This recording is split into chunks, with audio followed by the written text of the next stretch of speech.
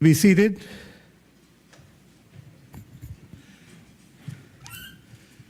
The Honorable Assembly now resumed its sitting.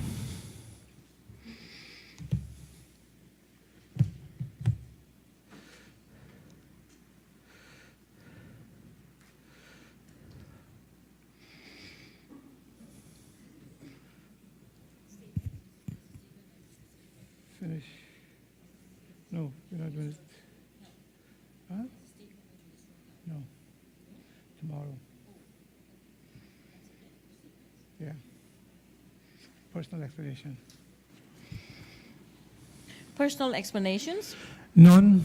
obituary and other ceremonial speeches, None. raising of matter of privileges, None.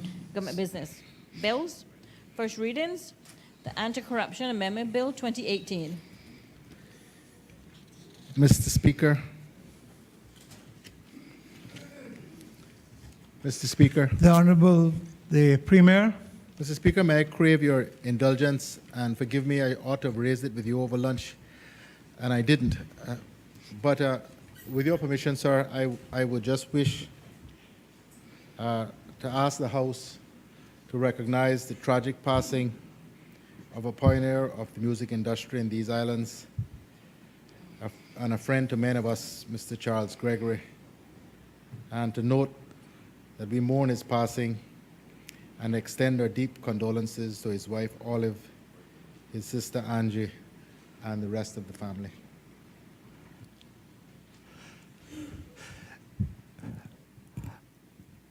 Honorable Premier, I think we should stand for a minute.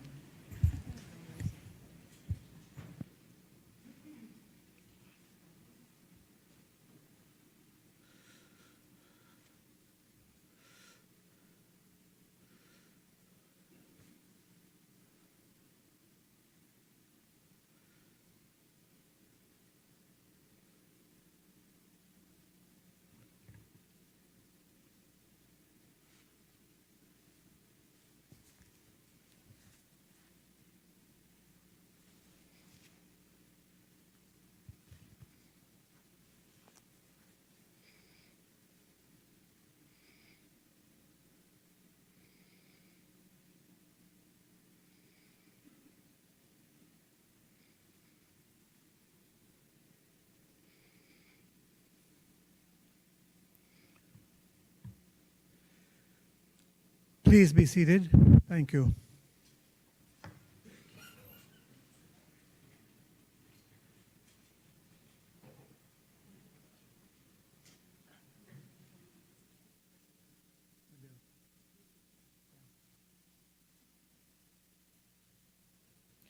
First readings, the Anti-Corruption Amendment Bill 2018.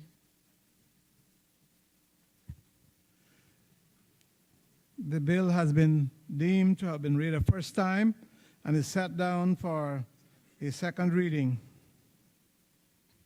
The Cayman Islands Red Cross Bill 2018. The bill has been deemed to have been read a first time and is set down for the second reading. The Penal Code Amendment Bill 2018. The bill has been deemed to have been read a first time and is set down for the second reading. Second readings, the National Honors Award Amendment Bill 2018. The Honorable the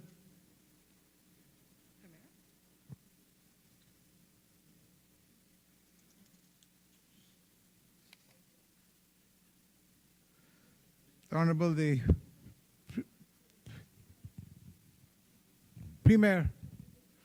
The Honorable the Premier, the National Heroes Awards Amendment Bill 2018.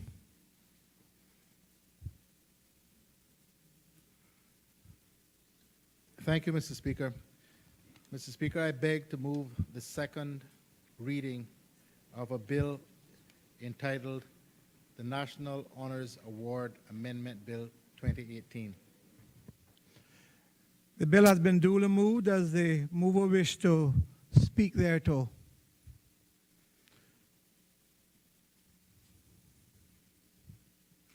Thank you, Mr. Speaker. Mr. Speaker, Granting honors is a lasting and tangible way for a country to pay tribute to those who exemplify the greatest qualities of citizenship and those whose contributions have enriched the lives of their fellow countrymen. It is difficult to imagine a system that is comparable in terms of the pleasure it gives to recipients and its cost effectiveness. Of the 195 countries in the world, only 5 do not possess an honors system, which is perhaps testament enough to the widely held confidence in such systems.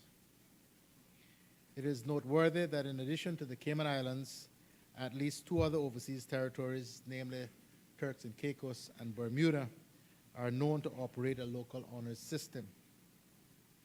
Within the wider British family, although not directly comparable, 10 of the Queen's realms operate their own national honors systems alongside the UK honors system.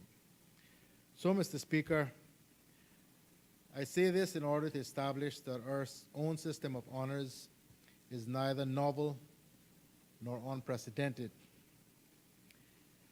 However, Mr. Speaker, it is fair to say that our own system is in need of reform and reviving. Mr. Speaker, few can take issue with the well-meaning intent of your efforts when, as Premier of the Cayman Islands, you and your then administration sought to establish a local honors system in 2010. However, as time has revealed, and as you have personally attested, due to the positive advice offered by the UK authorities at the time, coupled with a credible desire to keep costs to an absolute minimum, the system that was introduced was not, shall I say, entirely fit for purpose. Your task, Mr. Speaker, was a most difficult one. Introducing our own national system of honors was at the time long overdue. For too long, we as a community had missed many an opportunity to recognize the significant contributions of the extraordinary and exemplary amongst us. And sadly, for many, the opportunity was forever lost, as some of the most deserving individuals were no longer with us. Therefore, it was almost by necessity that there was a desire to catch up and to correct the wrongs of the past, or I should say the omissions of the past. However, this led to a number of unintended challenges. Firstly, these well-intended actions arguably resulted in too many awards being made too quickly. It arguably led to a rather unfortunate perception being formed of a devaluation of the initial honors system. This was most unfortunate, as those recipients were each deserving and worthy. Secondly, although the design of the original order was imaginatively contemporary, nevertheless it did not work as it was intended, since the insignia was utterly incompatible with the UK insignia worn within the British realm. Compatibility with the UK system is indeed a desirous outcome, especially when a recipient may be a holder of awards from both systems. Thirdly, the quality of the insignia led to it being damaged very easily and it becoming tarnished very quickly. Accordingly, it did not do justice to the formidable reputation of the Cayman Islands and our high standards of excellence. So, Mr. Speaker, for these reasons, among others, there has been a pause for several years in the continuation of the local honors system. However, the 60th anniversary of the coat of arms in May this year provides the perfect opportunity for the government to relaunch a reinvigorated order of the Cayman Islands. It is the government's desire to get the amendments passed during this meeting of the Legislative Assembly in order to provide sufficient time to appropriately inform the public of the new system, encourage nominations for a newly formed evaluation committee, and for awards to be announced on the 1st of January next year and awarded at the next Heroes Day celebration in January 2019. Mr. Speaker, I now wish to offer some explanation regarding the amendments that are set out in the bill, which is before the House. The current law has too many different grades of awards, currently 6. The aim of this amendment is to deconstruct the current order and simplify the grades and broaden the scope in which persons may receive an award. The amendment looks to correct this so that the order will now consist of a chancellor and principal companion, which is a designation given to the premier. There will also be 3 levels of membership, namely companions, officers, and members. The amendment also addresses the administration of the order.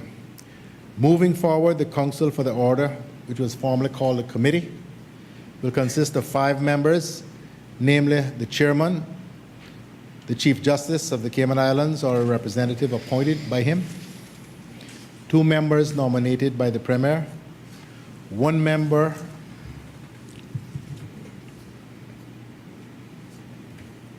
and 1 each nominated by the Leader of the Opposition and the Speaker, and 1 member and 1 each nominated by the Speaker.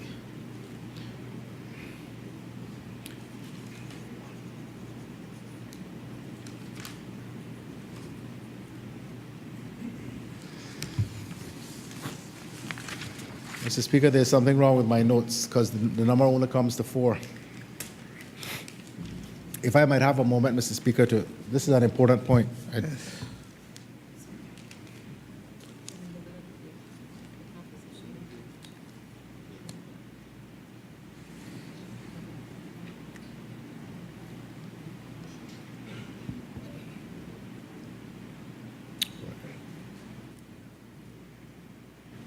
Right.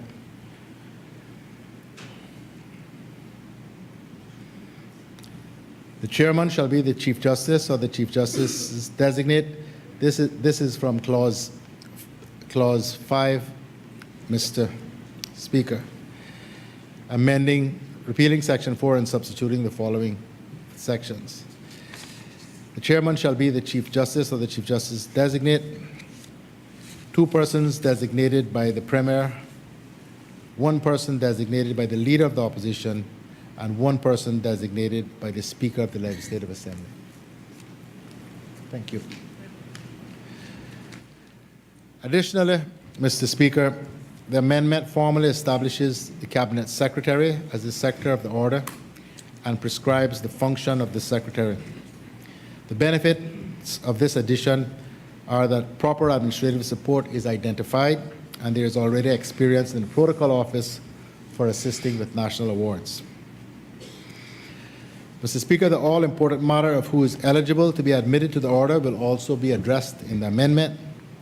Moving forward, citizens of the Cayman Islands and those permanently resident in the Cayman Islands are eligible to be appointed as ordinary members, whereas persons other than citizens of the Cayman Islands or permanent residents are eligible to be appointed as honorary members. It should be noted that UK citizens who live and work primarily in the UK or who are resident in a foreign country are not eligible to be admitted to the order. The Chancellor of the Order will in future have the authority to make appointments, special nominations they're called, to the various classes of the order without recourse to the Council of the Order. But, Mr. Speaker, on the advice of the Chief Justice, there is going to be a committee stage amendment which essentially proposes that if a nomination has been refused by the Council, it is not possible for the Chancellor to make a nomination of that person. In other words, you can't circumvent what the committee has decided in that way. The Chief Justice thought that was important, and I agree with him. The most important guiding principle must be that if an honor is obtained too easily, then it becomes devalued. Checks made must be rigorous and the criteria transparent. Only then can an honor be truly valued and respected. This amendment introduces annual quotas to ensure the order remains exclusive and therefore retains its value. After giving further consideration to this important guiding principle, the government, through me, will put forward a committee stage amendment to further reduce the number of annual rewards that were proposed in the original bill, so that the number of companions, which is the highest level, will be reduced from 5 to 2 per annum, the number of officers from 10 to 3, and the number of members will be set at 5, a maximum of 5.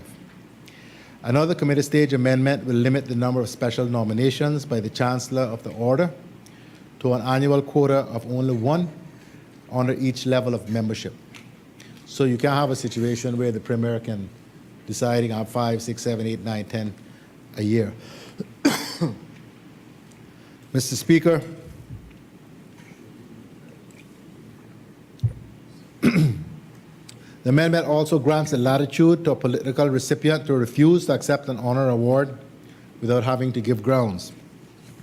The amendment also allows the Chancellor, after consultation with the Council, to terminate the appointment of a member who is deemed to no longer be suitable to remain a member of the Order.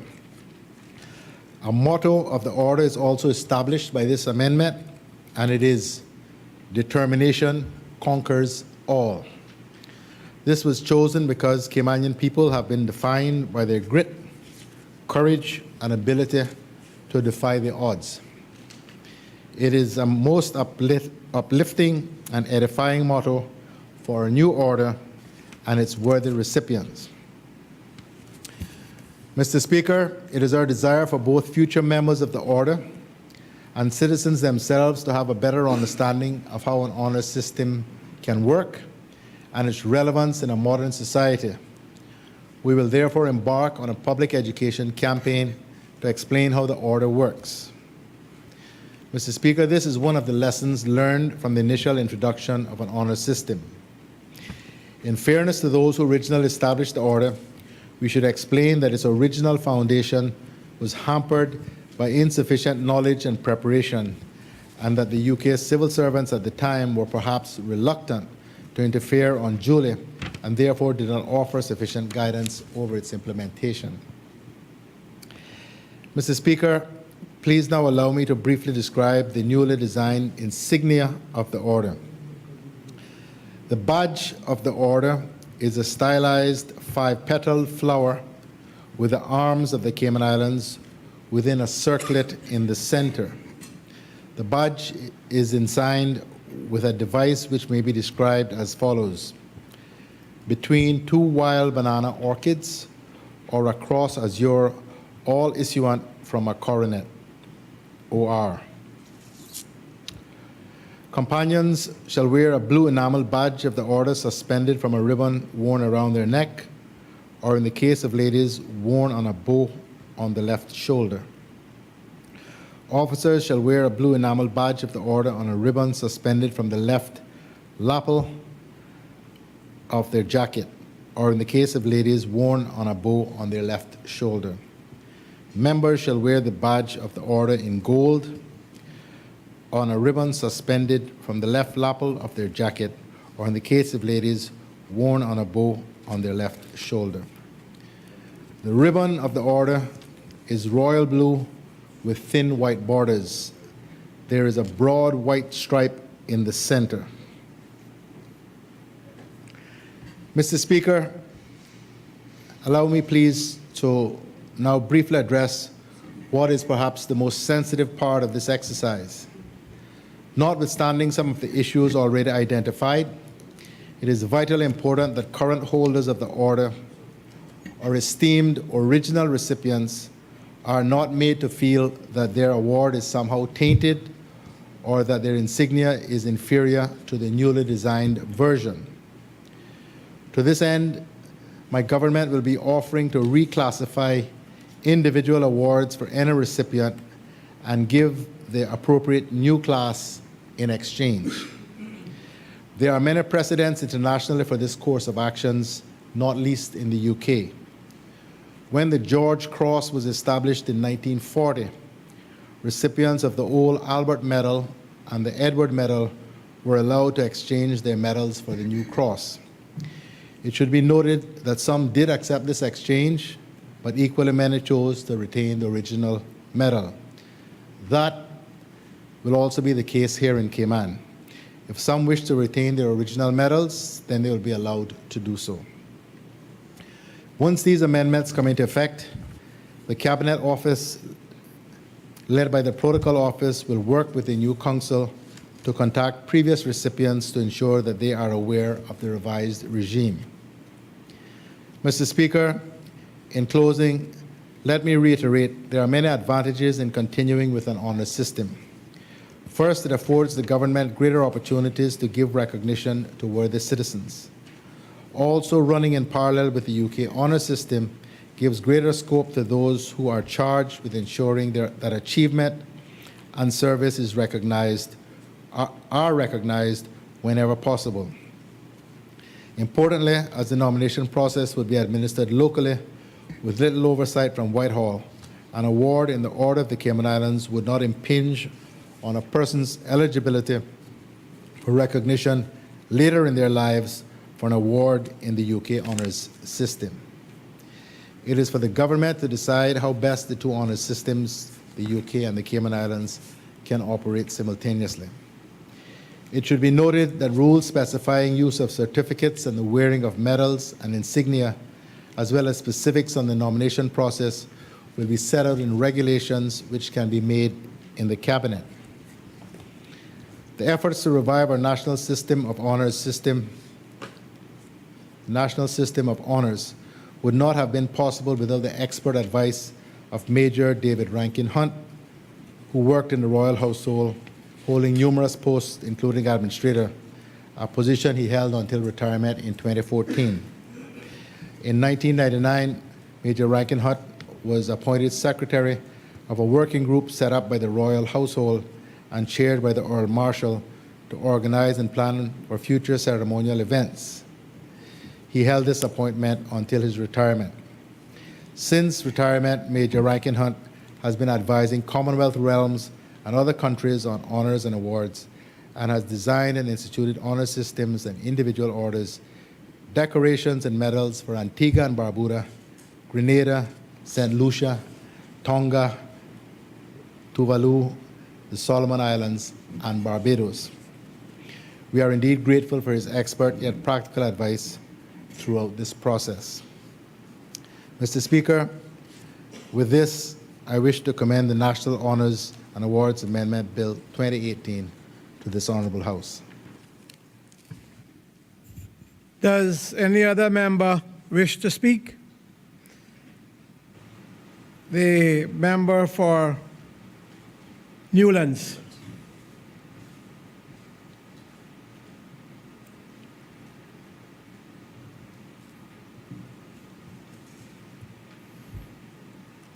Thanks.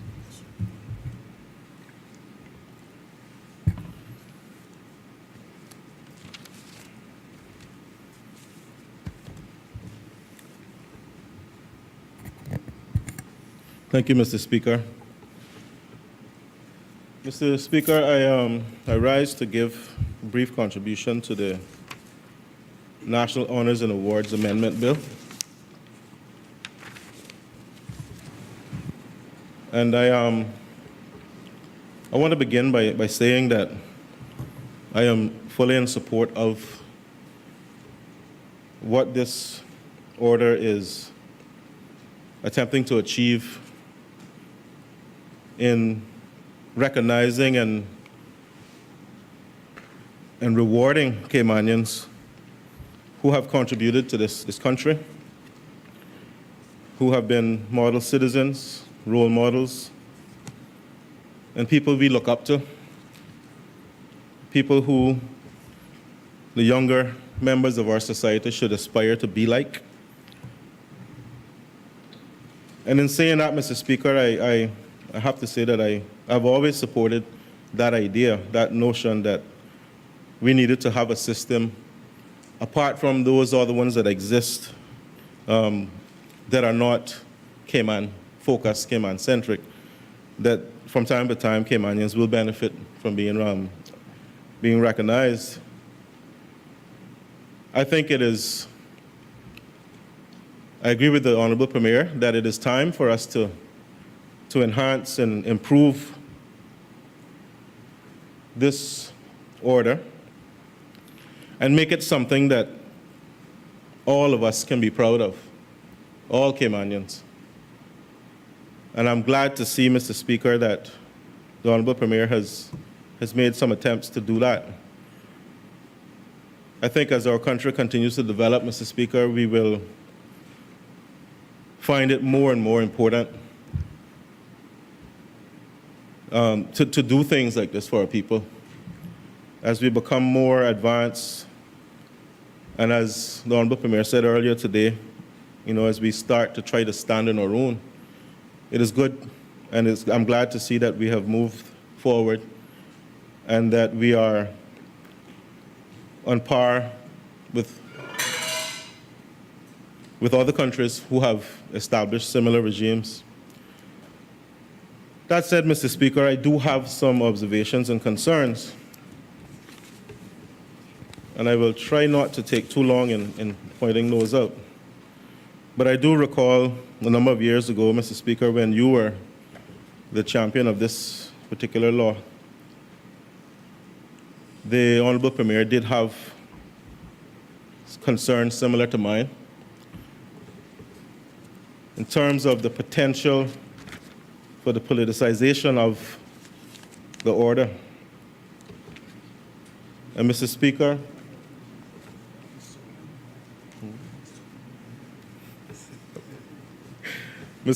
I wish I could stand here today and say that those concerns have been addressed, but there are a number of clauses in this bill that don't fully convince me that we're addressing that potential to politicize this order. And Mr. Speaker, I want to start, if you will permit me, by reading from the Hansards of the original debate.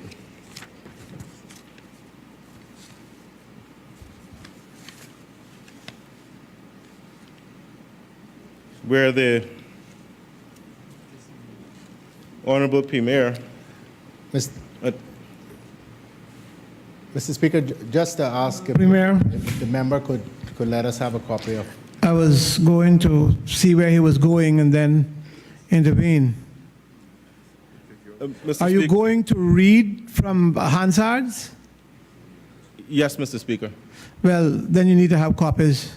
Well, The Mr. chair Speaker, and at least other members that might be concerned. I would gladly provide copies, but the opposition doesn't have access to a printer, Mr. Speaker. So if I could get the... You don't have a printer? No, sir. That must be the only thing you don't have. Well, if the sergeant would be so kind, I can take a break and... I certainly, the chair, would prefer to have. Okay, well...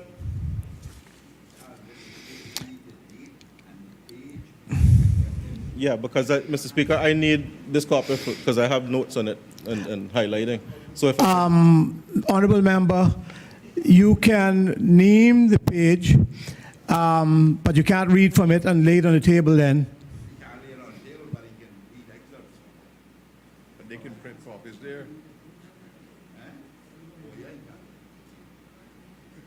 He can read verbatim excerpts. Well, you have. No. The chair rules that the member must have copies for the chair so that I can follow what the member is reading. Because, I mean, that's obvious.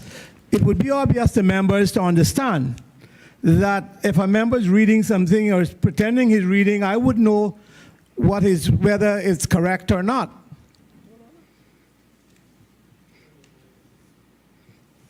Mr. Speaker, then, if I could give the page number and the date of the debate, then I think that would be sufficient for the staff to get the copies printed.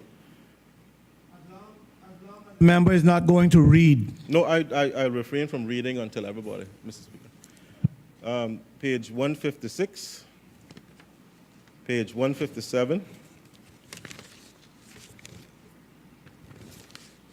and potentially page 159 if time permits.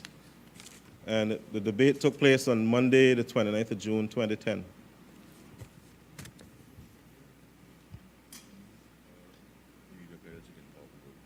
Oh, I can continue.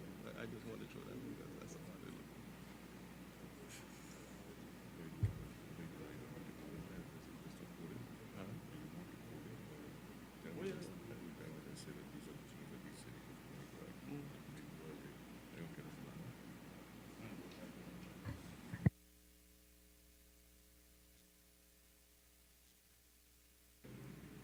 Before the member proceeds, are you intending to lay it on the table of the House, honorable member? No, Mr. Speaker, I just wanted to read from it. You want to read from it, Yes, sir. but you're not allowed to read from it unless I have a copy. Okay.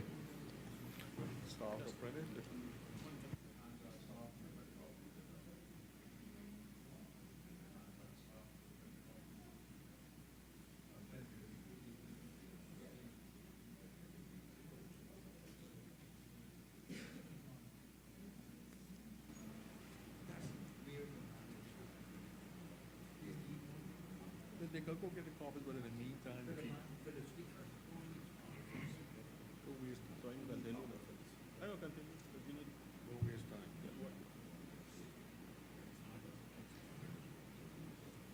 So, Mr. Speaker, may I continue? Honorable member without from reading? Newlands.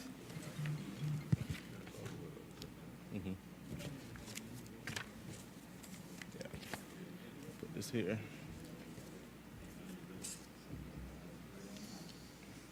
So, Mr. Speaker,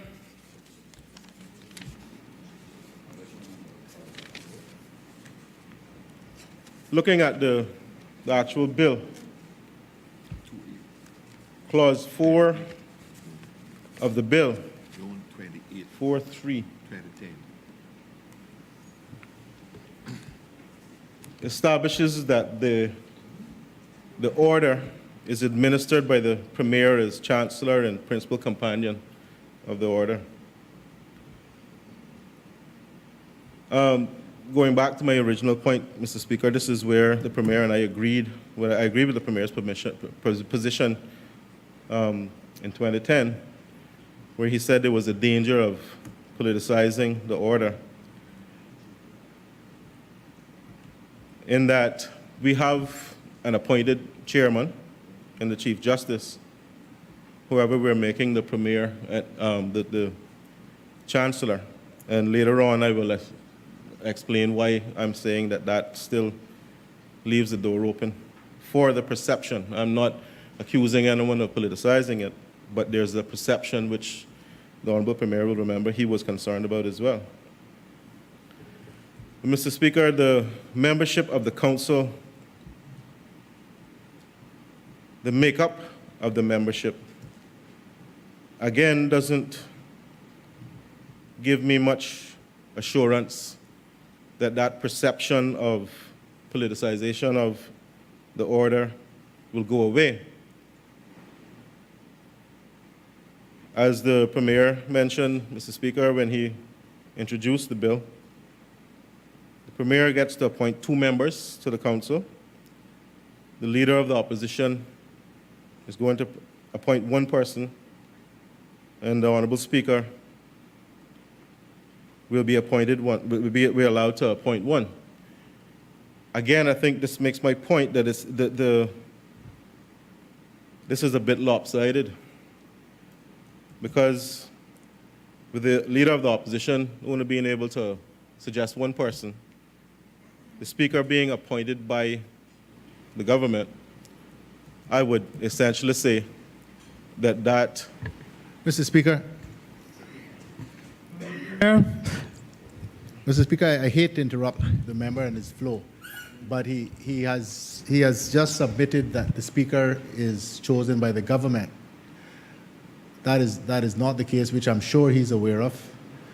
And we really should mislead the House and the broader public in that regard.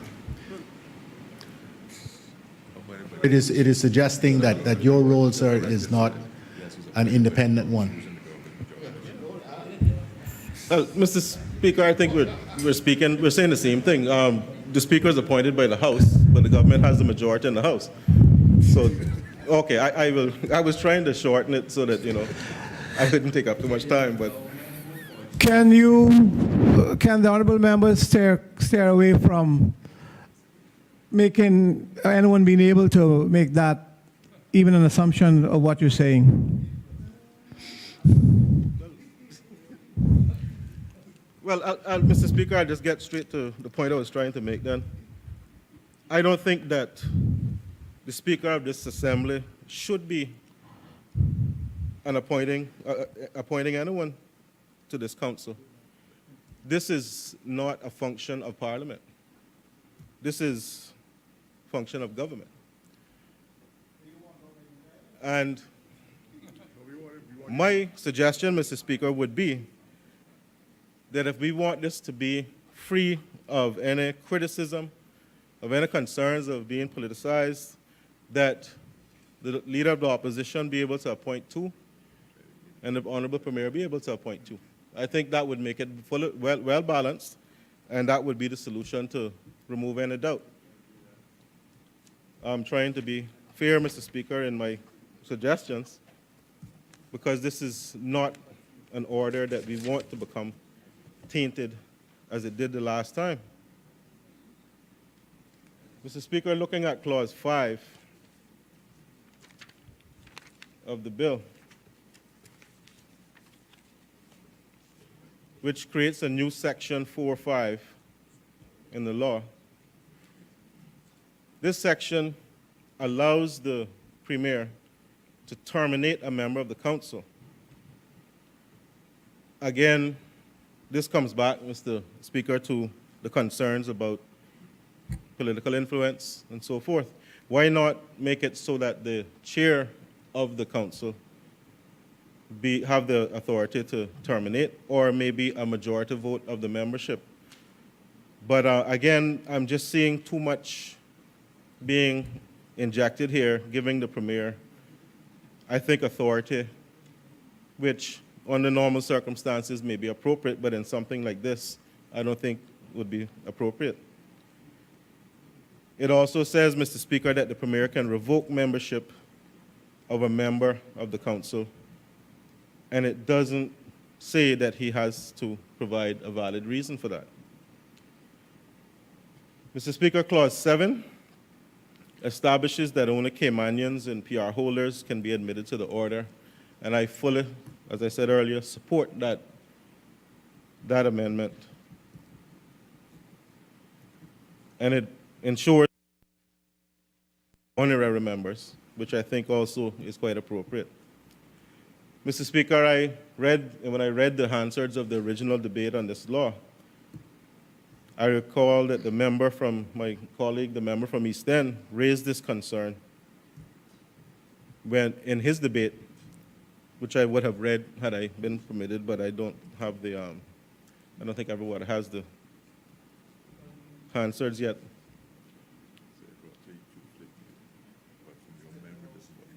But from my memory, he raised quite a bit of concern with regard to non-Caymanians being recognized by the order.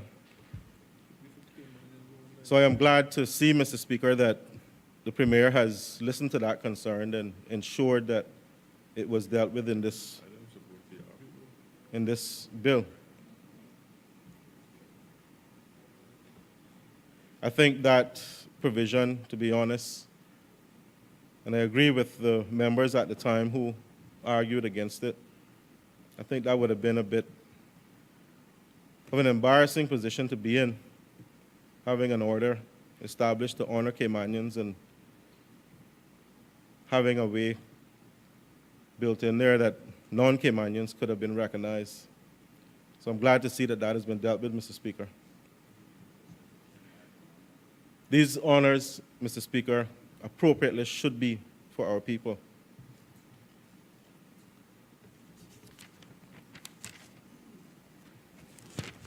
Mr. Speaker, Clause 8 of the bill, the Chancellor or Premier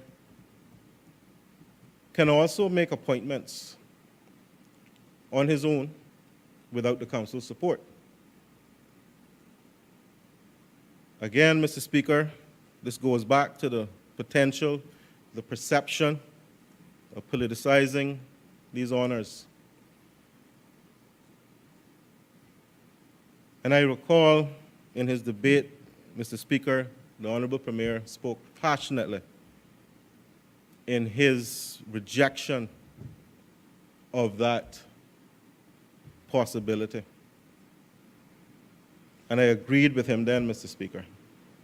But I see that we have not completely removed the potential in this bill.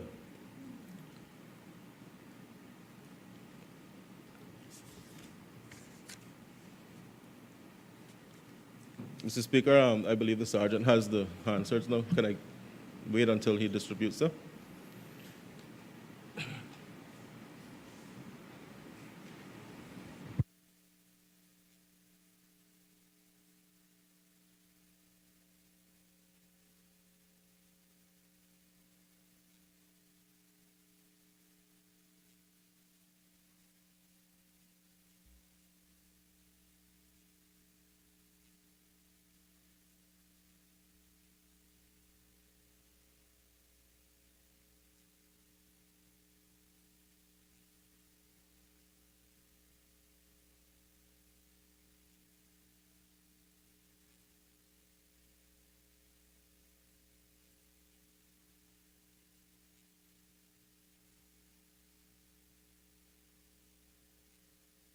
Mr. Speaker, may I continue? May I continue?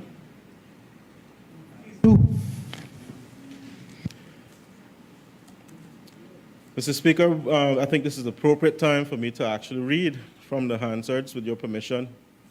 Page 156, the second column, starting with the third paragraph. And this is part of the Premier's contribution to the debate, the now Premier contribution to the debate. Starts by saying, we have to be so very careful. The Premier spoke about nation building. We have to appreciate and understand that what we are doing must be something that can withstand the test of time. It will be something that will actually add honor to the Cayman Islands and to the people of the Cayman Islands. That it is going to be something that any recipient of these honors and awards will be able to wear proudly.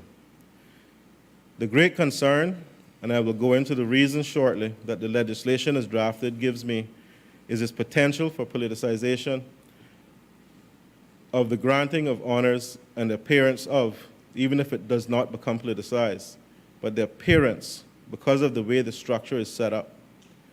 We need to understand that if these awards begin with concerns about the politicization that they are granted based on favor of the ruling party, that we will diminish the value and estimation in the minds of not only our people but anyone else. If this is perceived as simply a means by which the party in power can curry power, can grant some form of standing or honor to persons who it believes have served well, we will diminish the standing before we even confer the first honor on the first worthy recipient. Mr. Speaker, I don't think I need to read anymore. The Honorable Premier makes my point when he contributed to the original debate on this law. And this is still my concern. And I know him well enough to know, Mr. Speaker, that when he raised these concerns, he wasn't doing it for political expediency. He wasn't doing it for political one-upmanship. He had real concerns. I am now raising those same concerns, Mr. Speaker. Mr. Speaker, the Premier and I when I started out as a representative in this honorable house, discussed many times doing things the right and honorable way, and always remaining above question. And I think, Mr. Speaker, that is why he did argue so passionately when this law was first debated. I don't understand, Mr. Speaker, why he feels the need to continue down a road that he initially warned this honorable legislature to avoid. I don't understand, Mr. Speaker, why he does not now continue to take the high road. These are honors, and they need to have the requisite level of prestige and honor. Doing it in this way, Mr. Speaker, reverts back to the regime that the UDP administration put in place, that this premier so passionately rejected. Mr. Speaker, the Honorable Premier stated this very morning, it is time for Cayman to step out of the UK's shadow and stand up for itself. Mr. Speaker, if we are to do this under his leadership, he shall first have to consider stepping out of the shadow of some of his coalition partners and doing things his way, which I know is the right way. Mr. Speaker, he should walk tall and proud on his own ideas, which until recently I found great difficulty in criticizing. Mr. Speaker, if he is to continue to enjoy the confidence of Caymanians, he should stick to the principles and ethics that won his party the People's Mandate in 2013. I have a good friend in this legislature, Mr. Speaker, who gives me good advice. And he often tells me, do not let anyone determine your political career for you. Mr. Speaker, I know that politics dictate now that the Honorable Premier will get up and give me a good thrashing. I think I'm man enough to take the thrashing that's coming, or the corrections. Take it like a man, or go home. So I'm going to now sit down and take that thrashing. But I know the Premier, like me, often enjoys a quiet moment with a good single malt. And when he does that, he often ponders some of the pressures of political life and some of the questions that must weigh on him, much more than I would have, Mr. Speaker. And I hope that after the thrashing, when he enjoys that single malt, he will remember some of the words that I said here today and my encouragement to him to continue down his own path and reject ideas like this that set off originally to honor our people, and if we do not do them right and proper, will dishonor our people. I agree, Mr. Speaker, we need an order, a system where we honor and recognize our people. But I will encourage the government to make the necessary changes to this bill now so that we do not go down the road and bear the backlash that I saw the first time. I think I have pointed out where the changes are necessary, Mr. Speaker. And with that, I will sit down and wait for my thrashing. Thank you.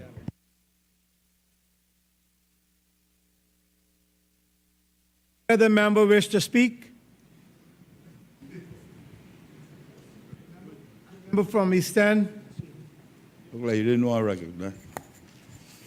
Didn't see me, I guess. Mr. Speaker, thank you. I shall not be long. Member, Pardon me? Pardon me? were you questioning me, even asking you to rise? No, I said, obviously you didn't see me. And I said, thank you. Okay, that's what you said? That's what I said. You're big enough for me to see you. Well, you obviously was looking elsewhere. You didn't I didn't catch your eye.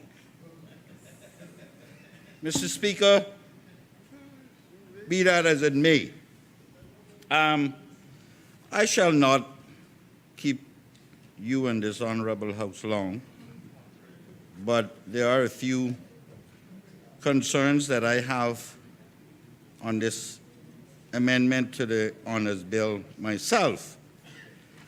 And I am sure the Premier will recognize them when I get into them.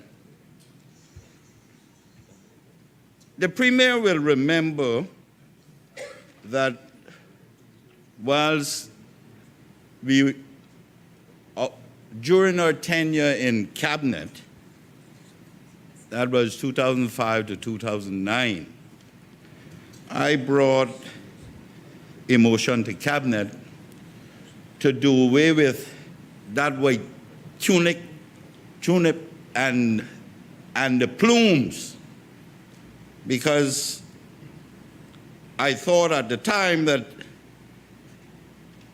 they were glaring reminders of colonialism. And I brought that with the Premier as us as members. But there were two things. At the time, it was also, I don't know if we can call it instructions to the Stuart Jack, that little short guy, to inquire of England about us creating our own award system. To his benefit, he returned in a few meetings later and said that England had agreed for the governors to no longer wear these white suits as ceremonial suits, and that yes, we could do our own awards. At the time, the now Premier, my good friend, was responsible for those that had that constitutional responsibility. Mr. Speaker, history tells us that we did not do it. It wasn't his fault. I should point that out. It was not his fault why it was not done. It was others that he had very little control over. That's not to say that he was not upset about not getting it done. But lo and behold, we left Cabinet without it being done. In one fell swoop, we were removed from government. And another fell swoop, the UDP government arrived and put it in place. At the time, the Premier and I were very concerned about the structure thereof, because we, at the time, wanted it reduced to a very small number so that it could stand out. When you receive an honor, we knew you had contributed to this country. That is precisely what he's now trying to do. I was concerned about the politics involved in it, like he was. I was concerned that we were going to dilute it to the point where within a few years, every person in this country would have had something on their lapel. That's not to say that I did not believe that people were worthy, but the politics in it would have expanded it that much more.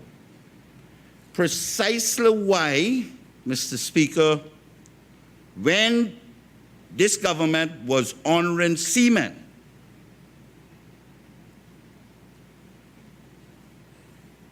I did not want an award because I'm not worthy of that.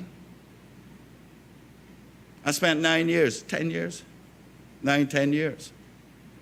I'm not worthy of that. I went in a time when things were good, when you were being paid. So my contribution to the building of this country can be measured in me buying a piece of property, assisting my parents when times were tough, and contributing to that $1 million we sent to fight the Falklands, to keep the Falklands in the British realm. The rest of it was not necessarily contribution in the way that others did. So I'm not worthy of that. But certainly, we have people in this country who work very hard, who contribute to this country beyond their call of duty, silently, that is worthy of being recognized for their contribution. And at the time, Mr. Speaker, we thought, and the Premier may correct me on this, and the member from Savannah, because there's only 3 of us left here now. We thought that it would be a 2-grade, order of distinction and order of merit. Premier, is that Premier? Is that how you remember it? Order of distinction, order of merit we were talking about at the time? Something like that. But tight. Mr. Speaker,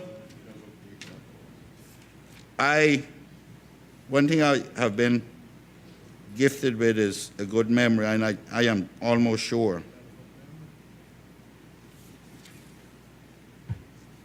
Mr. Speaker, when this was developed in 2010 in that range, as I said earlier, I thought then that we were going to do too much.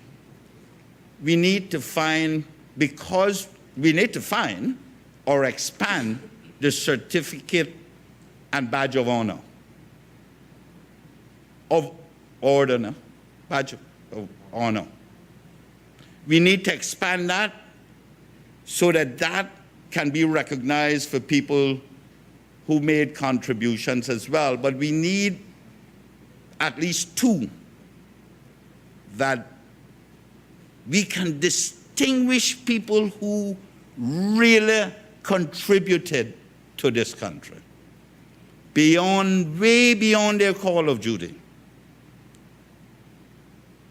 And I can think of people who would, right now, who would eventually get one of those 2, distinction and merit.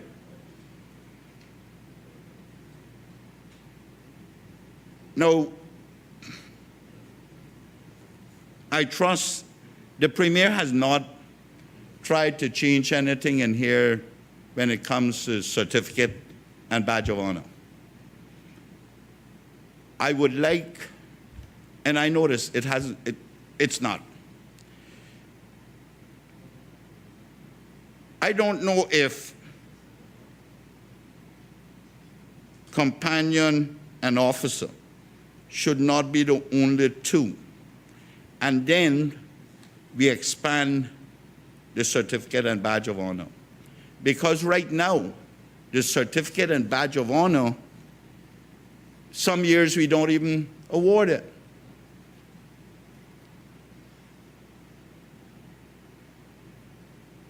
Something needs to be done down there at the bottom for people who have contributed, and then there must be a distinction,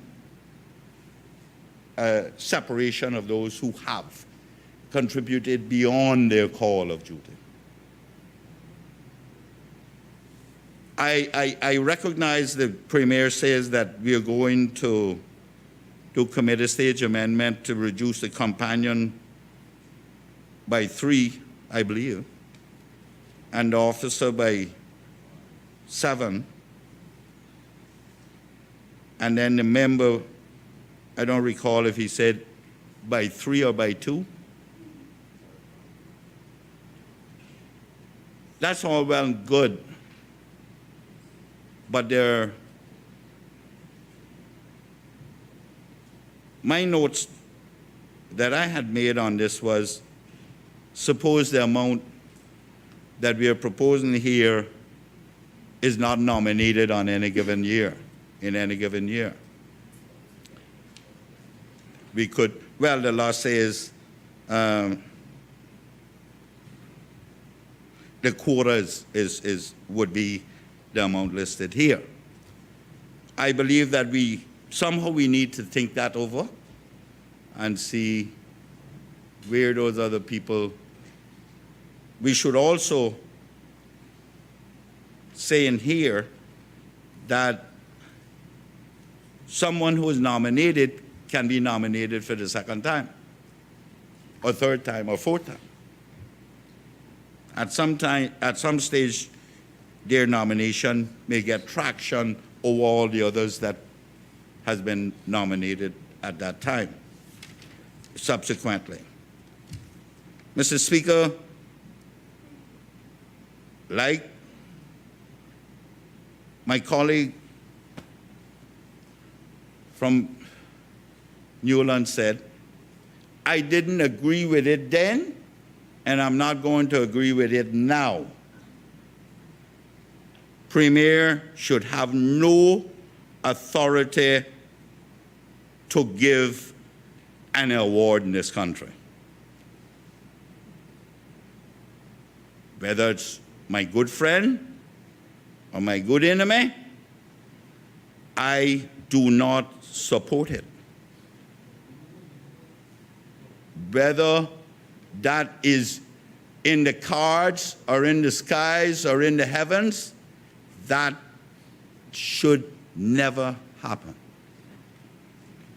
If the Premier wants to create a Medal of Freedom or something, then feel free. But not ordinary awards for contributions made selflessly to this country. That's unfair. It should never be done. And yes, Mr. Speaker, I cannot support the appointment, again, by speakers. Speakers needs to be removed from these things. No matter what happens, it's going to be perceived as being politicized. Certainly, getting the speaker to nominate someone is not going to lessen that. Speakers should not be involved in these things. I agree with the Premier and the Leader of the Opposition. That's fine. That's fine, but not speakers. We can't take it all out and make it independent. You can't do that. But certainly speak.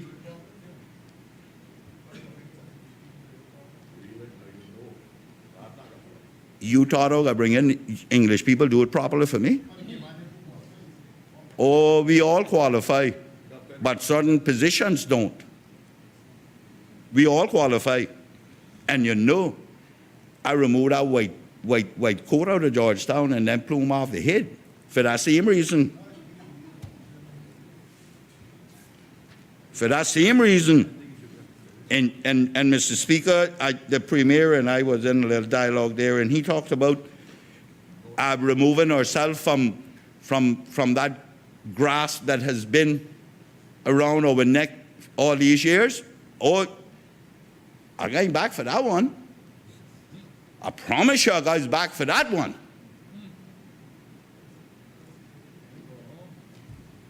Because if he thinks, or anyone in this honorable house thinks, that they're more Caymanian or supporting Caymanian more than I do, then they have made a big mistake. Because this is all I have. Despite my many travels, it is here I came back to, it is here I will be interred. Unless they catch me out, see. Mr. Speaker, I ain't arguing with the Premier. He and I are on the same page with that one. The more we make decisions for ourselves, the better off we will be. I was the one who said, you see our glory, you don't understand our story. And that story, if it is told, it was us. Us, Mr. Speaker, who made that story. All others came afterwards to participate in the glory of that story. This is our story, and we gotta keep it our story. So don't get me off on that one, Mr. Speaker. I'll like you with that one. This is our story. And as long, I would advise all of us to keep it our story. Because we must remember, Mr. Speaker, we have to pass 2 hurdles to get in here. We got to prove we Caymanian, then we got to prove our parents were Caymanian. Only in here. Only in here. All others can go to Cayman Immigration Department, get an acknowledgement letter. We have to go an extra step. This is ours. Now let's give the awards in accordance with that.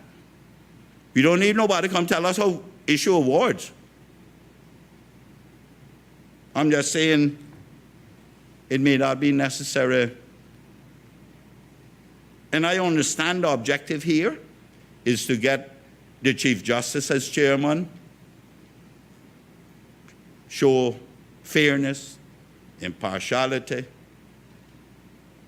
you know, and the Speaker as well, and remove it, so to speak, from the political side of it here on both sides. And I understand that. And I appreciate where the Premier is coming from, and I can see his thought process. But I still don't believe that speakers should be involved, because we're not making it only for today. This is for generations to come. Why should we change the law again?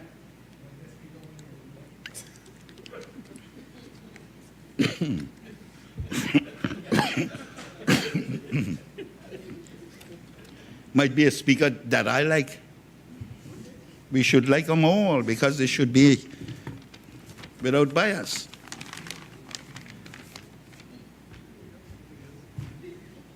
Mr. Speaker. Member, Yes. I think I've seen some sailing close to the wind. Please continue your debate, but I think leave out those remarks. Mr. Speaker, I never made no remarks that the Premier didn't make. He said that might be a speaker. Like I said, we should, like all speakers, we should have respect. I think I've told you, don't repeat it. Yeah, we should have respect for speakers. Well, if you want to put it that way, then you can put it that way. Yeah. Yes. There must be respect for speakers, the position. And I'm not saying anything that is not universal.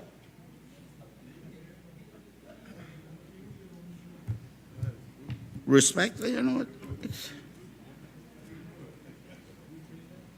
Mr. Speaker, I think if the Premier, the other issue that I picked up whilst the Premier was speaking was that he said he is going to offer to change out the medals that we have previously given. I don't know how you're going to rate those, but if you could expand on that in your response, because the Premier did say that, like in England, some were taken up, some weren't. I hope we see that here, because, as you well know, I am mindful to think that we probably have 2,000-3,000 out there now. But if you could tell us which they would be, just members or officers or companion, how would you categorize them to be able to put them into the new, under the new regime, would be an interesting, I'm sure that will prove to be an interesting exercise. So, Mr. Speaker, despite the beliefs of the Premier, I'm very much Caymanian. East End. Buck and toenail out there. I have no place to go and no time to change my accent. Thank you very much. Does any other member wish to speak? Does the honourable member from Town West? Thank you, Mr. Speaker. Just want to rise to give first my support to this idea, but I want for the government and other members of this honourable house to consider something. One, I'm a bit concerned with regards to the Chief Justice being a member, and explain to the members of this House why.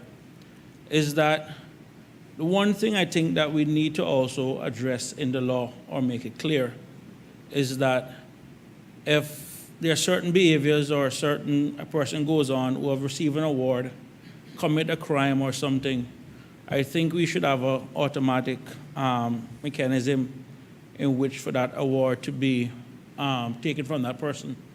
And in the event of something like that popping up, what we don't want is someone turn around and maybe suing the government or suing something or some entity for an award that they previously have that we believe that they should no longer have.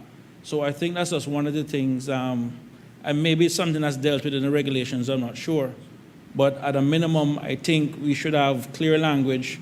If we're going to leave the Chief Justice in, we'll have clear language in which certain type of behavior, convictions or whatever will automatically rescind the award from the person.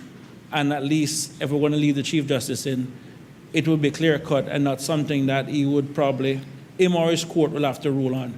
So I do understand that these things do happen, but I just want to make sure, maybe it's in the law, I've read it, I didn't see it, but I just want to make sure that it is something that we are mindful of, and at a minimum is something that we address. Thank you very much, Mr. Speaker. That was just my contribution. Does any other member wish to speak? The member from Georgetown Central. Thank you, Mr. Speaker. I rise to give a short contribution in respect to the amendments to the bill in question. I too have some concerns about the position of Speaker being one of the appointees for the nominees. Mr. Speaker, the appointment by the Chief Justice as a chair for me would signify the person who is going to be steering the direction of the selection process. And the person who holds the position of Chief Justice is an icon for justice across the Cayman Islands. And I believe, Mr. Speaker, in respect to this discussion about potential political influence, I think it's only fitting that we accept the suggestion made by the Deputy Opposition Leader by suggesting the Premier has 2 nominations and the opposition has 2 nominations. And that their icon of justice in the Cayman Islands, the Honorable Chief Justice, will be the person who will be that tiebreaker in any event if there is to be some unseen, unfelt, unheard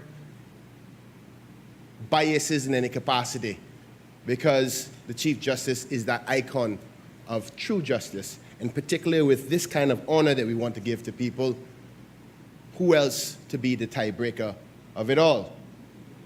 Now, Mr. Speaker, though I know that you are an honorable man and would be able to give great nominations, I'm not sure about what the future may hold in respect to that post.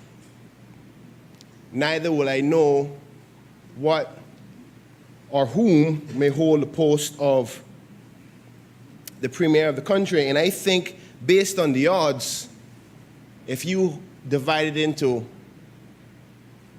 4 fractions of 5, you have the Honorable Premier having an advantage over the other 4, because you have the Premier with 2, the Opposition Leader with 1, the Speaker with 1, and the Chairman being appointed by the Chief Justice as 1 as well. So there's still an unfair advantage on behalf of the Premier of the country.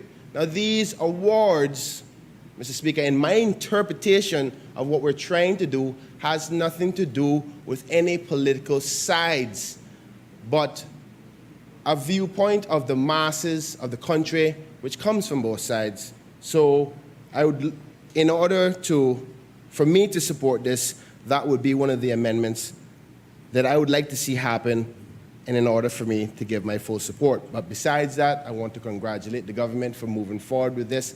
When this was brought forth to the country 2 administrations ago, it was a good thing then. I think it's a good thing now.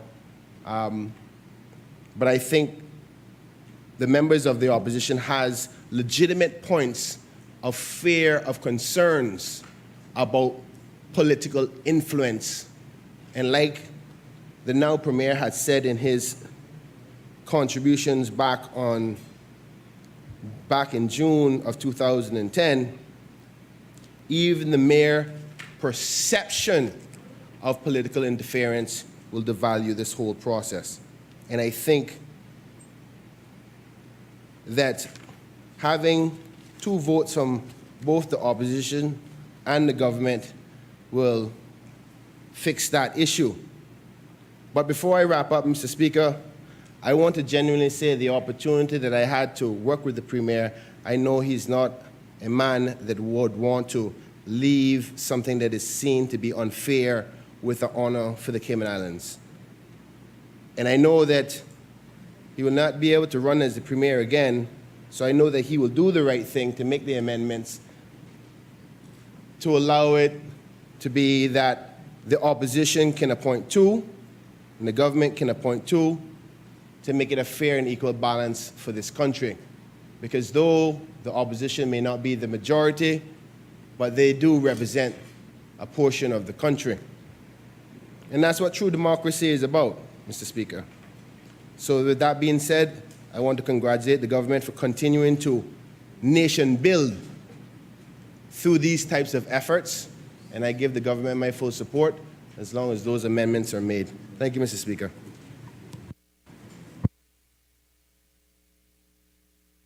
Any other member wish to speak? Does any other member wish to speak? If not, I'll call on the Honorable Premier for his right of reply. Honorable Premier. Thank you, Mr. Speaker. Mr. Speaker, I'm left over here a little bewildered, for I know not whether those on the other side are actually supporting this important amendment bill or not. What I will say to them is, if this bill doesn't pass, I hope they recognize that the status quo, which is the current law, will continue. Mr. Speaker, my friend, the member from Georgetown Central, I think, Mr. Speaker, that he remains a bit confused about the way the democratic process works. I heard him, Mr. Speaker, just now urging a certain course on behalf of the opposition. But as I look at the official program for today, which I even questioned when we were in Business Committee, he is neither a member of the government nor of the opposition. But there is this new political creature called an independent member. So perhaps, Mr. Speaker, I should move an amendment to this bill, so that there is provision now for the independent member, each independent member, however many there might be, to also have a role in nominating who should sit on the Honors Council. Mr. Speaker, and it is important particularly that newer members to this House understand this, and the broader public understands this. Elections have consequences. Those who win the majority become the government. Those who don't are either in the opposition or wandering somewhere in the independent wilderness. But those who have the majority are those who make the decisions on behalf of the people who have elected them. That is the way not just our system, but every democratic system I know is structured. Yes, Mr. Speaker, and I'm acknowledging because I wish him to understand, the member from Georgetown Central, there are two independent members on this side. Three. Independent in the sense they are not members of this political party. But they are members of the government. And by that, they have agreed to work together as part of the collective to govern and administer the affairs of this country for this term. The member from Georgetown Central is neither fish nor fowl. He is not a member of the government, and I have confirmed with the leader of the opposition, he's not a member of the opposition either. So that is just the point I am making. Mr. Speaker, there are a whole range of commissions and committees that underpin the administration of this country, which are structured on the basis of those councils and committees being made up of persons nominated by the Premier by the leader of the opposition, and in some instances, by the governor. The Judicial and Legal Services Commission, the Constitutional Commission, the Procurement Committee. There's a long list I could go into. All of them recognize, and this is not new just to Cayman, this is the case across democracies. All of them recognize the relative political strength of the various entities. The reason why I am Premier is because I enjoy the support of the majority of the members who were elected in May of 2017. And therefore, the office of the Premier generally enjoys the ability to appoint more members to the various commissions and committees than the leader of the opposition, because the reason why he is the leader of the opposition is because he enjoys the support of the minority of the members in the House. The independent member has no standing constitutionally in our system. There is no prohibition against it, but there is no standing in Mr. the Speaker. Constitution. The member from Georgetown Central, if the Premier gives way, the Premier has given way. Thank you, Mr. Speaker. And I hate to interrupt the Premier, but just a matter of clarity. We've just recently released a beautiful diagram that I had the honor by the clerk of this court, of this House, to deliver to all the various schools. And on that diagram, it says independent member of the House. But now the Premier have gone off topic rather than focusing on the issue to focus on me about where I am in the game.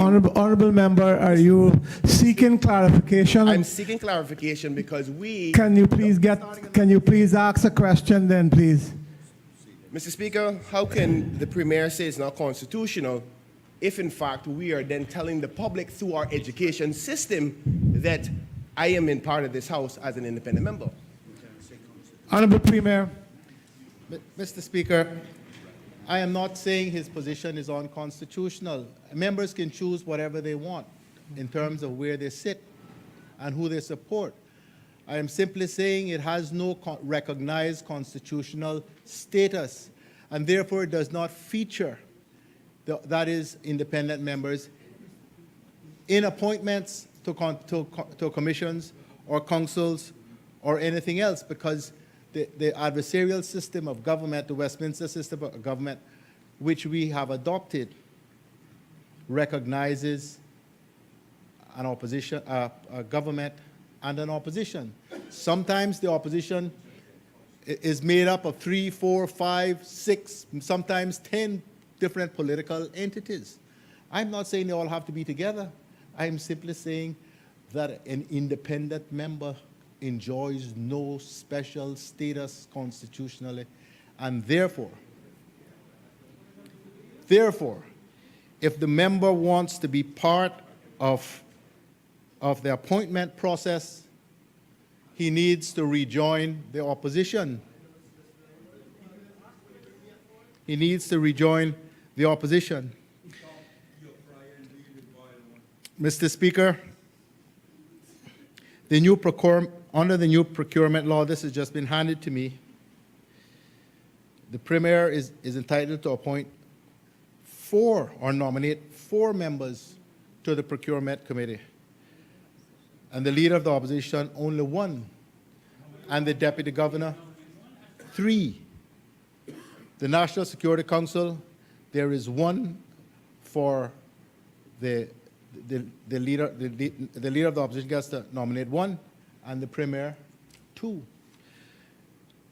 Because, Mr. Speaker, the Constitution and the various laws that we have that allow the appointments to committees and commissions recognize that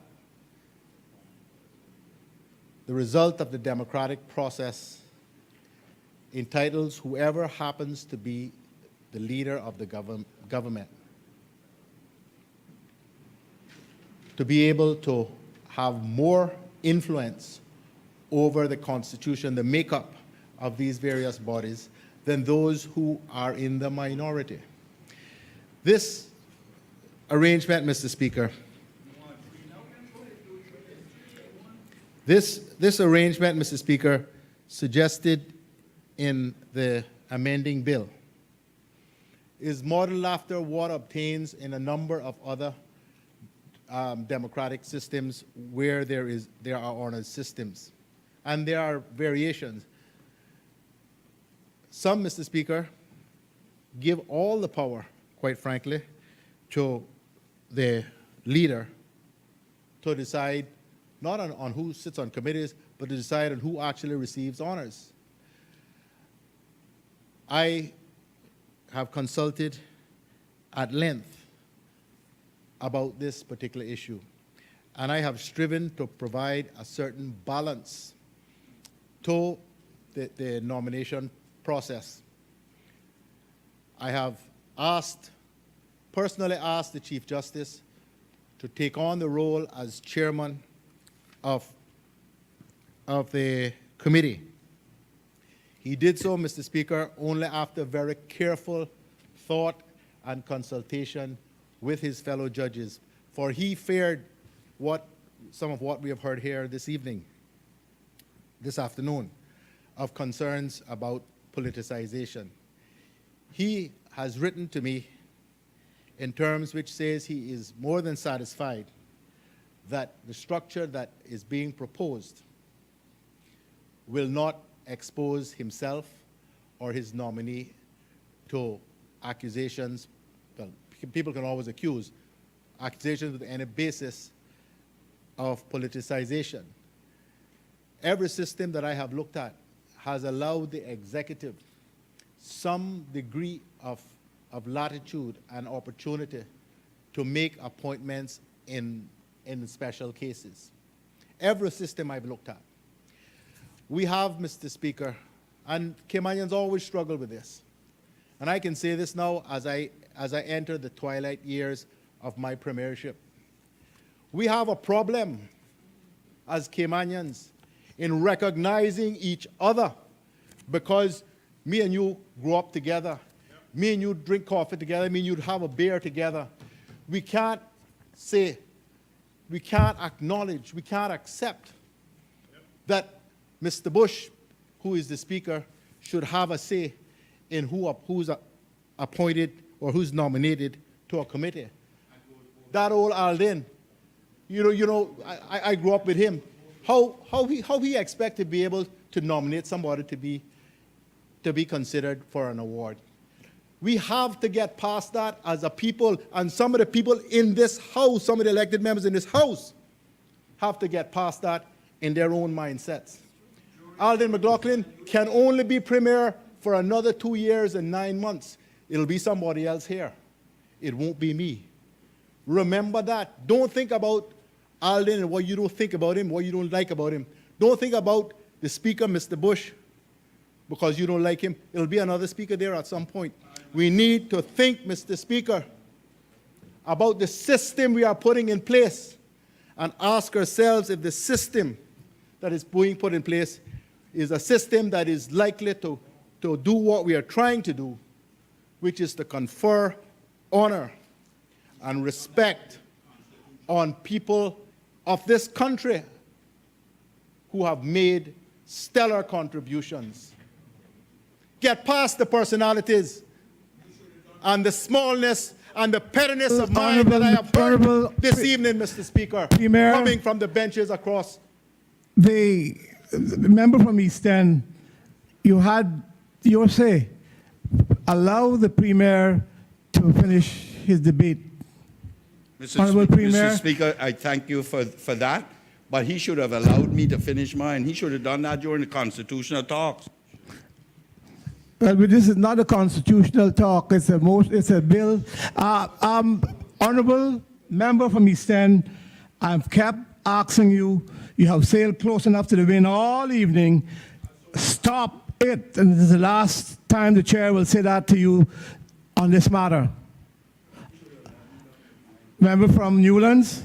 Mr. Do you Speaker, do you are rising on a point of order? yes, if I could find What is the point of order? The Premier is misrepresenting what I said. My contribution was about this honor system, this system, not about any personality in here or anybody I like or don't like. I am trying to encourage him to do the right thing and do it the way he wanted to do it the first time he debated. Honorable member from Newlands, you've made a, I think you called it a point of order. I don't think it's a point of order. Honorable Premier, please continue. Honorable Premier, we've reached the hour of 4:30. Do you want to complete your speech, then move that suspension? Thank you, Mr. Speaker. Mr. Speaker, I move the suspension of the relevant standing order in order that the business of the House may continue beyond the hour of interruption. The question is that standing order 10-2 be suspended to enable the business of the House to continue beyond the hour of 4:30. All in favor? Aye. Those against? The ayes have it. Honorable Premier. Thank you, Mr. Speaker. Mr. Speaker, we have striven, and I in particular have striven, as the Cabinet Secretary will tell you, to remove as much of the opportunity for a complaint about this bill from it. But you reach a point, Mr. Speaker, where the bill, if you emasculate it further, will become a eunuch and incapable of doing what you're trying to design it to do. Mr. Speaker, if I can explain this again, particularly for the benefit of the member from Newlands who, as he says, thinks I'm misrepresenting what he said.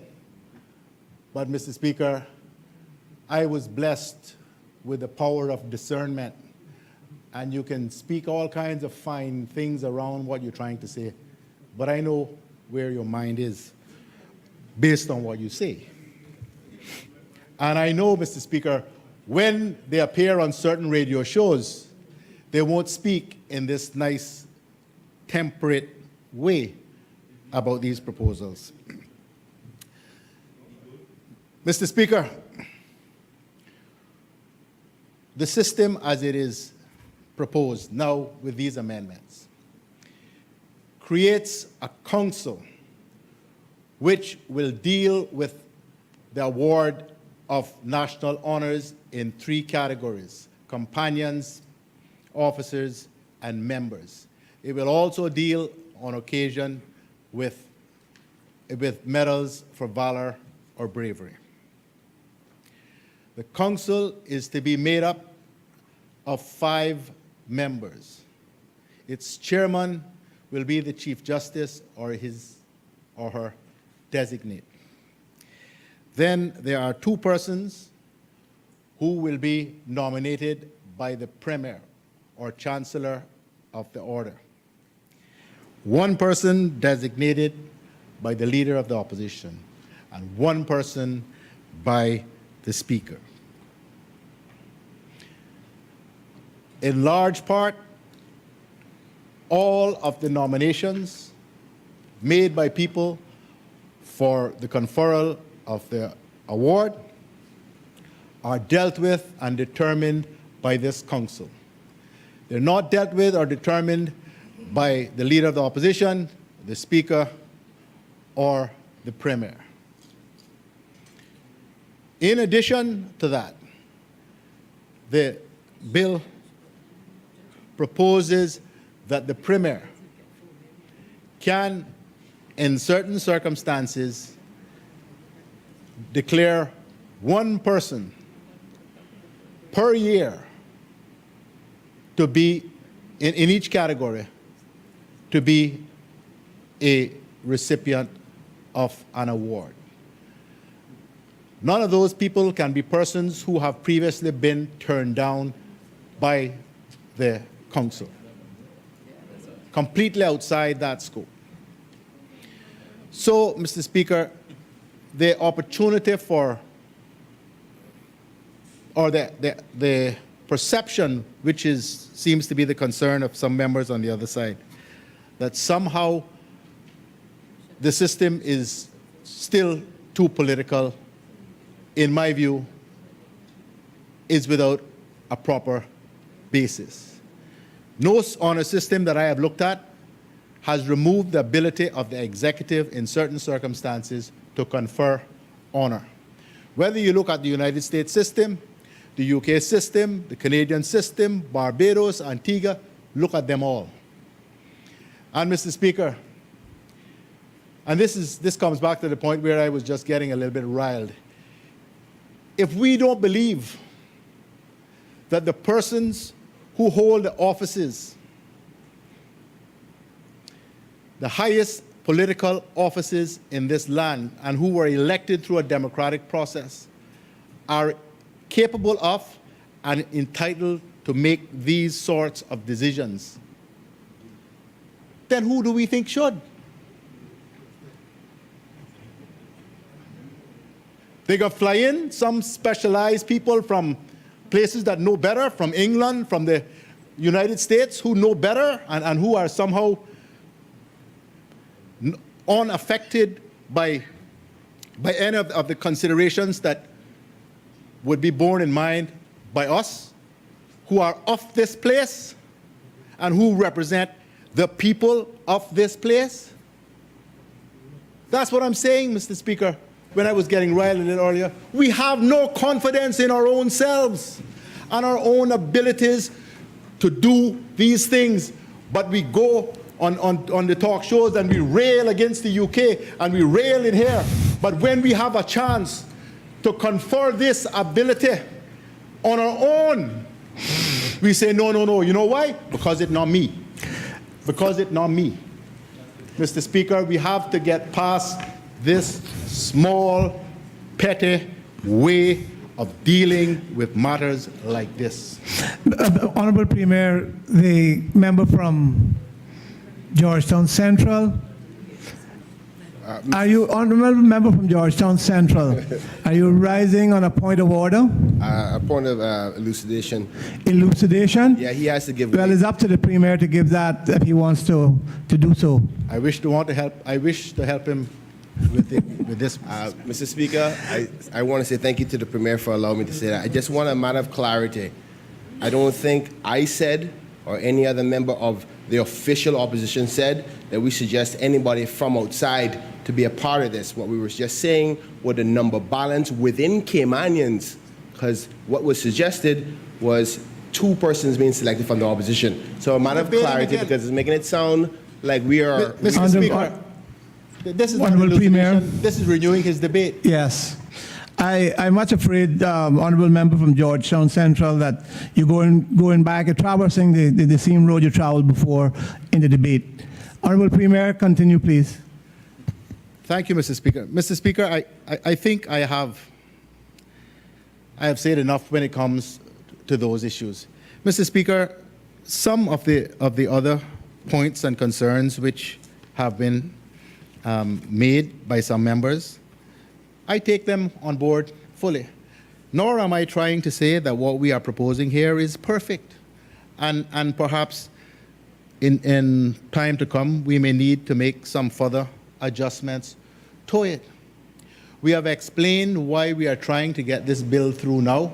I delayed it last time because the Chief Justice still had certain concerns, and I wanted, Mr. Speaker, if it were at all possible, to have the benefit of his of the stature of him, the man, and the judge, and of that office as part of this important process of conferring honor on our people. And we want, Mr. Speaker, to be able to get the process started, have the process properly publicized, and give people an opportunity to be educated about it, and to be able to make nominations in a timely way so that they can be considered by the council in time for the next Heroes Day. So, Mr. Speaker, I would ask members, all of whom have said they believe in what the overall objective of this exercise is, to work with us. If they do have some useful proposals for amendment at committee stage, say so. Let's see if we can accommodate them. But to the member from Georgetown Central's point, he doesn't seem to understand that the relative strength of the government and the opposition will ultimately determine and dictate how much influence the Premier and the Leader of the Opposition have over the nomination process. That's the way it is right across the full range of constitutional and legislative arrangements that we have. When you win the government, you get a certain advantage. Otherwise, everybody would be the government. You know, that's just the way it works. Mr. Speaker, I spent 7.5 years of my political life in the opposition. He just started. He just started. You think that I fell here?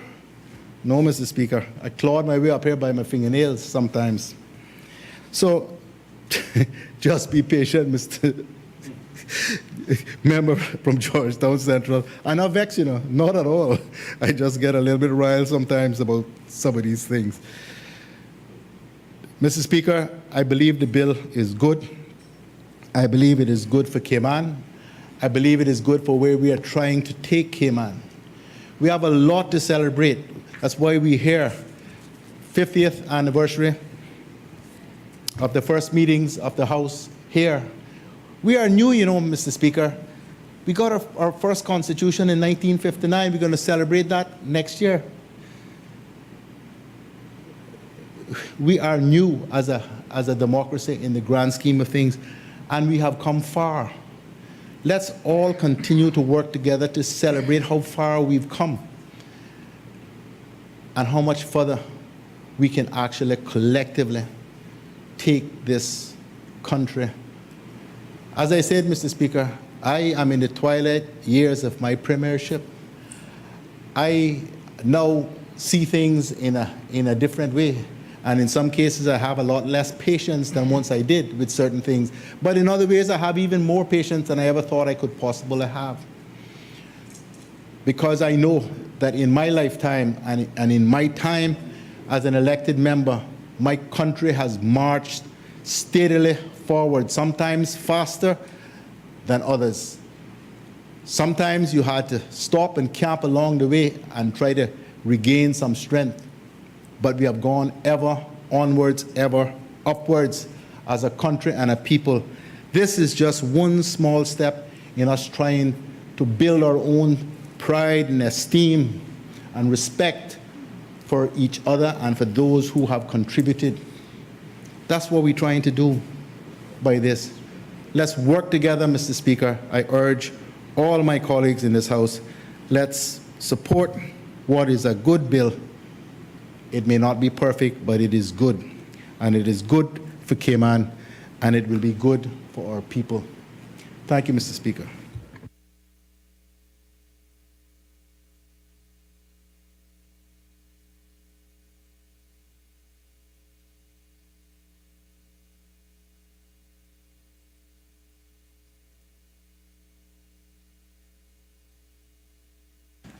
The question is that a bill entitled A Bill for a Law to Amend the National Honors and Awards Law 2010, Law 20 of 2010, to reform the order of the Cayman Islands and for incidental and connected purposes be given a second reading. All those in favor, please say aye. Aye. Those against, the ayes have it. Mr. Speaker, could we have a division, please? Division, please, clerk. The member of the East End is boarding with us. He's over here. Mr. Speaker, the Attorney General, I will advise you that.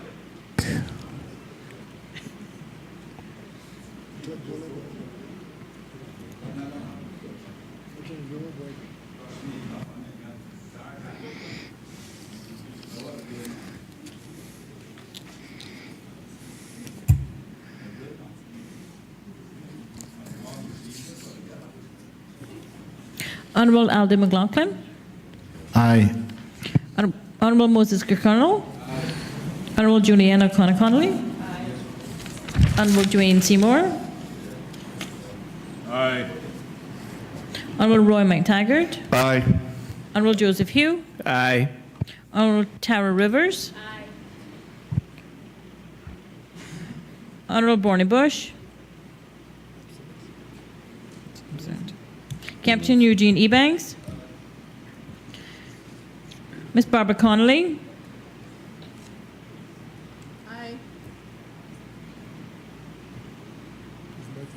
Mr. David White. Mr. Austin Harris. Aye. Honorable Ezra Miller. Aye. Mr. Albert Saku. Aye. Mr. Kenneth Bryan. Oh. Mr. Anthony Eden. Aye. Mr. Christopher Saunders. Abstain. Mr. Arden McLean. I was not in my seat at the time when the division was called.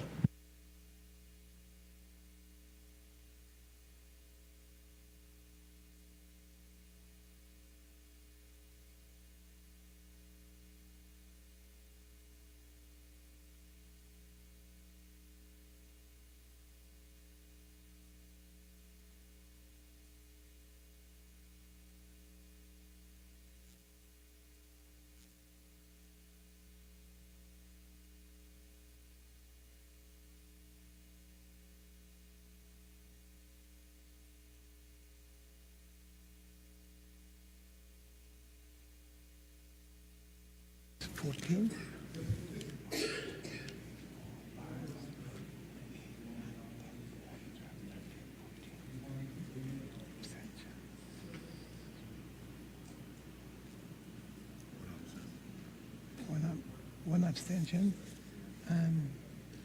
One Bush. Kenneth Bryan. Arden McLean. Yes. The results of the division: 14 ayes, 1 abstention, 3 absentees. The bill gets its second reading and moves forward.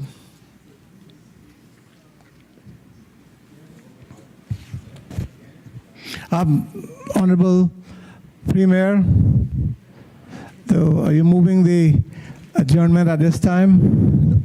Mr. Speaker, I will, but we think there is a discrepancy with respect to the results. As far as I've been able to be aware, there were only 2 absentees and 1 abstention.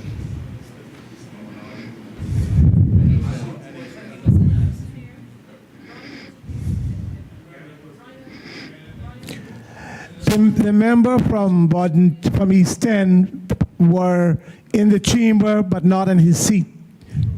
Therefore absent. There has to be counted absent. Fine, fine. Yes.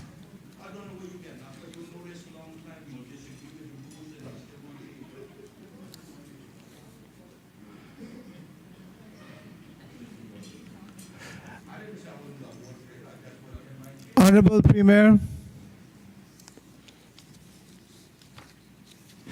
Thank you, Mr. Speaker. Mr. Speaker, I move the adjournment of this honorable House until 10 a.m. tomorrow morning. Before the question is put, Mr. Speaker, I'm being advised that it is 11. I move the adjournment of this honorable House until 11 a.m. tomorrow morning.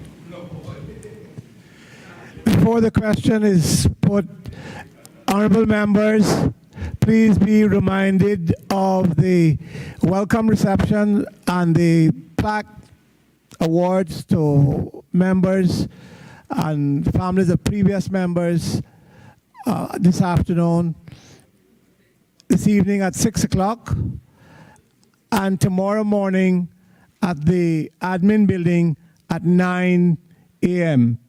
Members, please be advised.